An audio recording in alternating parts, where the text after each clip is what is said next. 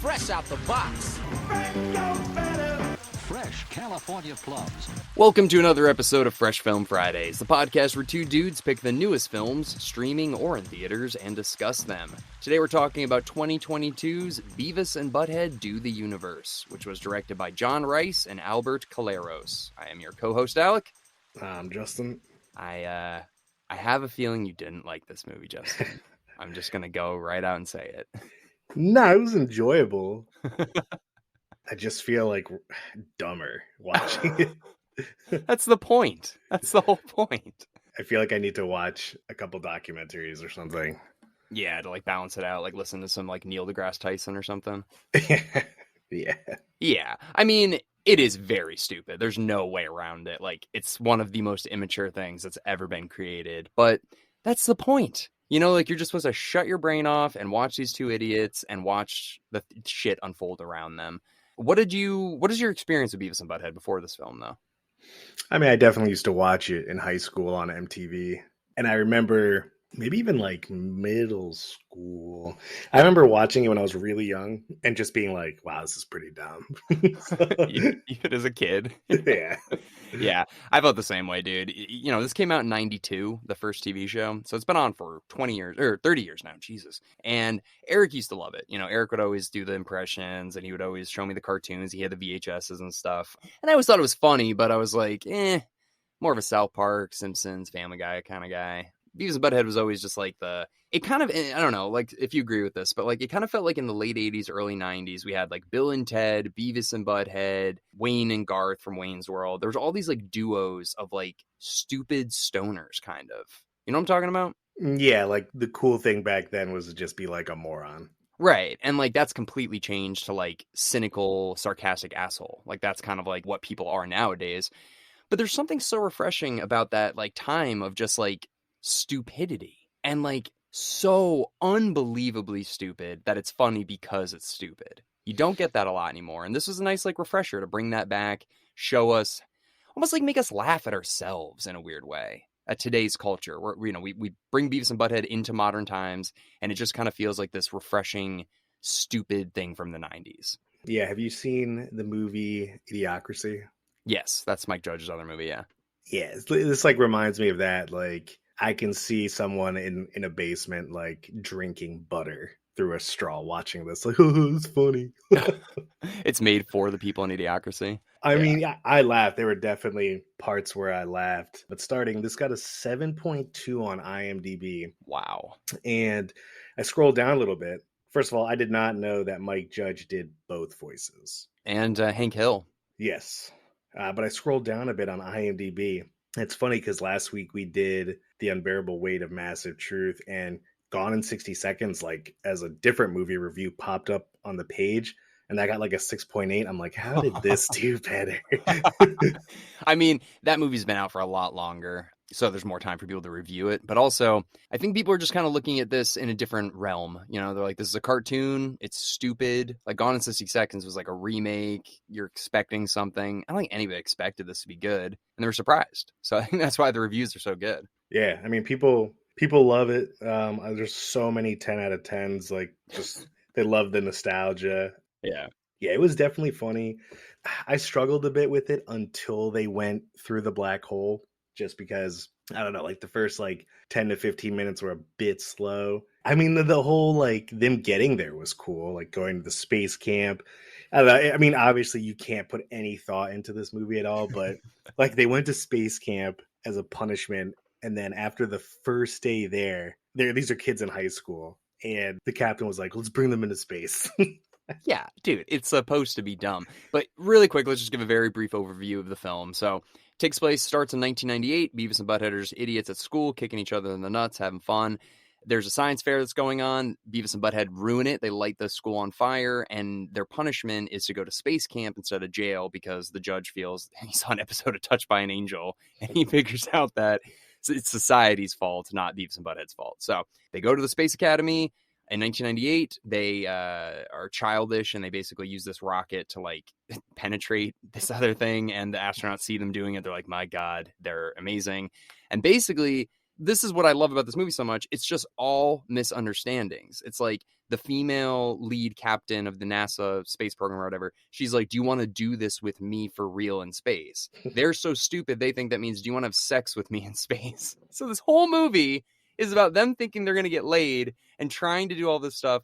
They get into space and then get sent into the future to the year 2022. And that's basically where we pick up Beavis and Butthead. And they don't even know. That's what's so funny. They don't even know that it's 2022, dude. Well, at first, Butthead asks if they're still in space. Yeah, they're on the beach. Like, are we still in space? It's like... Dude, wait, are they? I don't remember the show at all. Are they not actually friends? Because Beavis said, he's like, no, Butthead's just some guy who like follows me around. No, they're friends. They're friends. They're just stupid. You know, they're trying to seem like they're too cool for each other, but like they're both the biggest losers in the world. Dude, their facial features are so prominent. Like, I remember it from when I was younger, like Butthead's underbite, his jaw shoots forward so far, and then Beavis's like top lip is non-existent. It's just gum.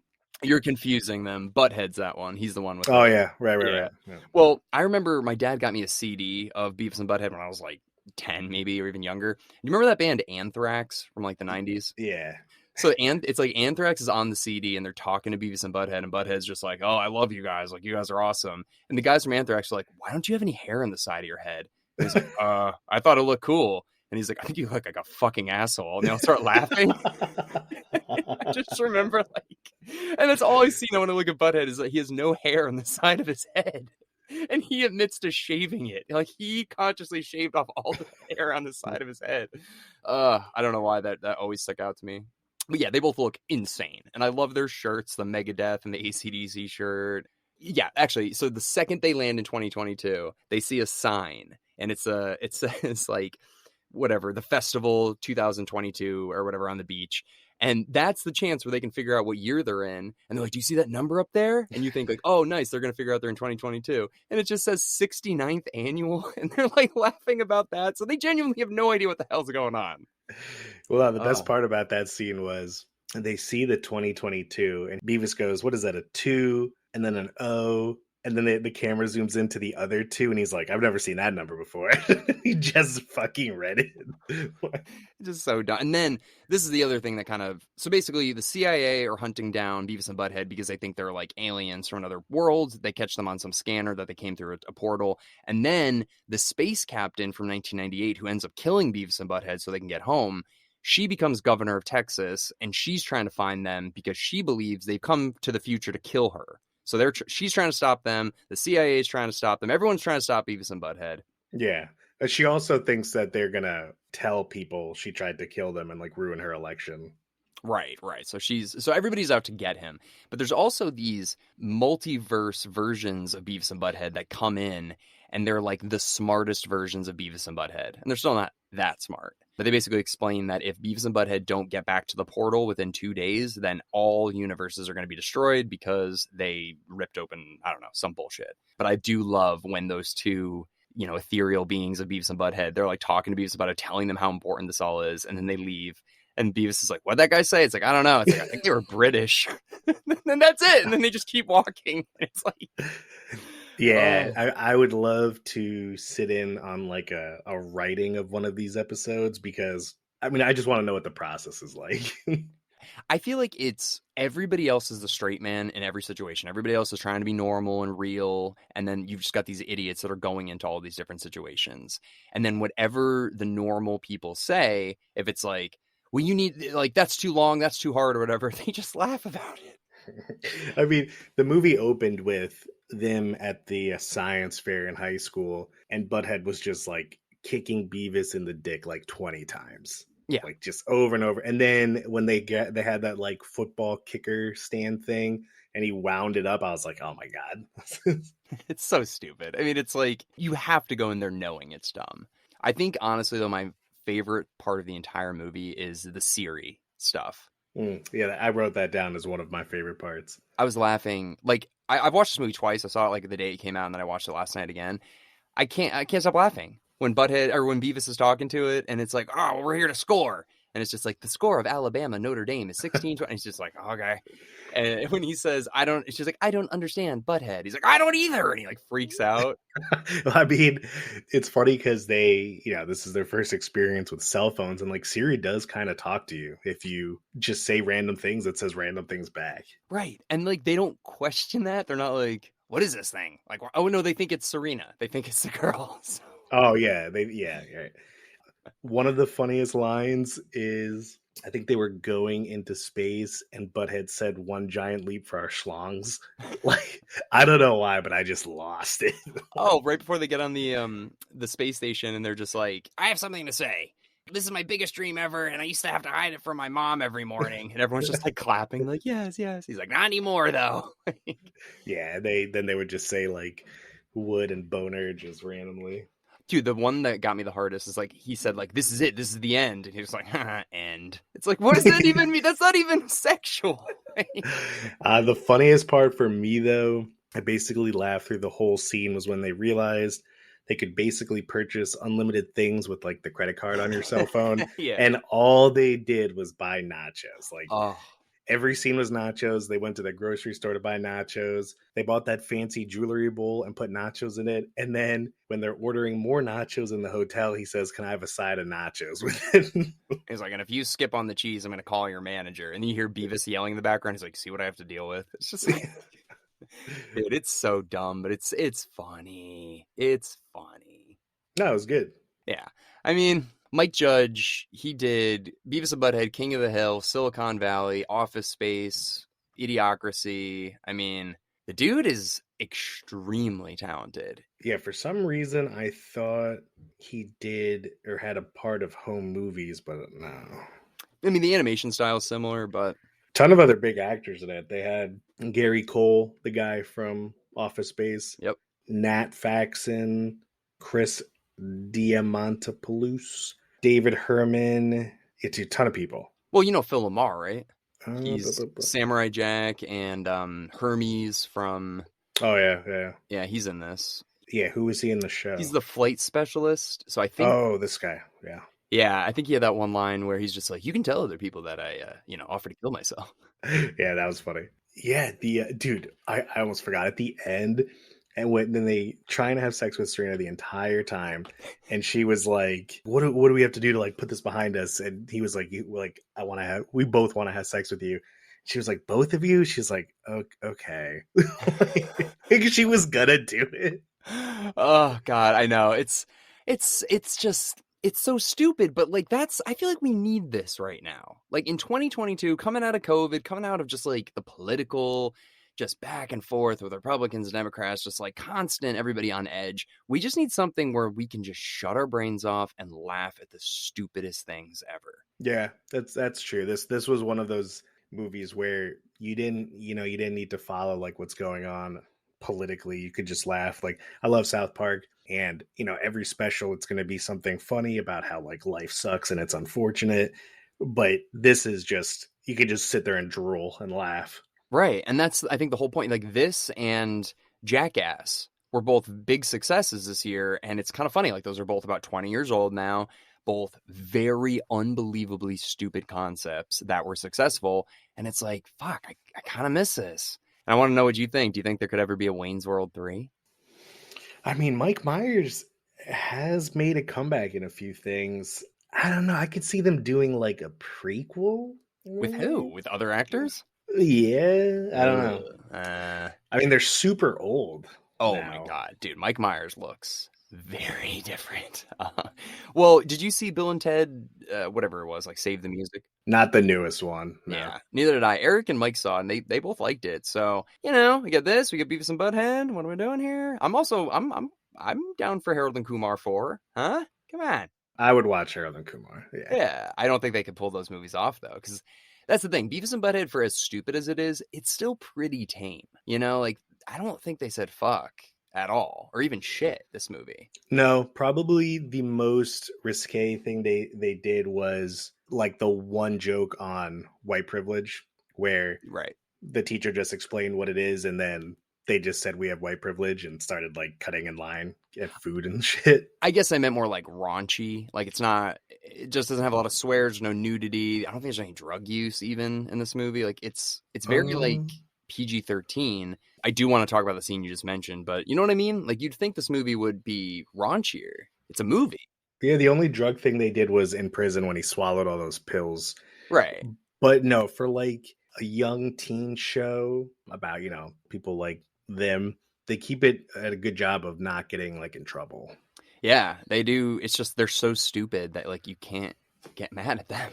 That's what I think that scene where you just mentioned where they go to the college and they walk into the feminist like theory class, that was so funny to me, dude. That's everything I wanted out of this movie, was just to see Beavis and Butthead encountering what's going on today. So like the political climate of today, technology of today, social media. Like I wanted to see everything. Ubers, Teslas, like all that stuff. We didn't get too much, but that college scene was spot on, dude. Yeah, it was good. Also, surprised it got picked up by Paramount Plus. Like Paramount is grabbing kind of like the outliers. Like this, they got Jackass. What do you mean outliers? Like surprised it didn't go to Netflix or Hulu, like bigger platforms. Dude, I gotta say, I love Paramount Plus. They have been... There's nothing on there. Oh, you got Jackass, you got this, you got Yellowstone. Okay, yeah, true. Yellowstone. You got Halo, huh? Okay, that did. I Okay, yeah, Yellowstone is probably the biggest thing they have, but other than that, it's like there's not much. I like Paramount Plus. I mean, granted, I steal it from Eric, but I like it. If I had to pay for it, I might not, but I do like taking it. But, well, that's the thing. I mean, Paramount is owned. So Viacom owns Paramount Plus. They own MTV. They own Comedy Central. They own all that stuff. So any movie that is going to come out, an MTV movie, it's going to probably be on this network, on Paramount Plus. Yeah, that's a good point.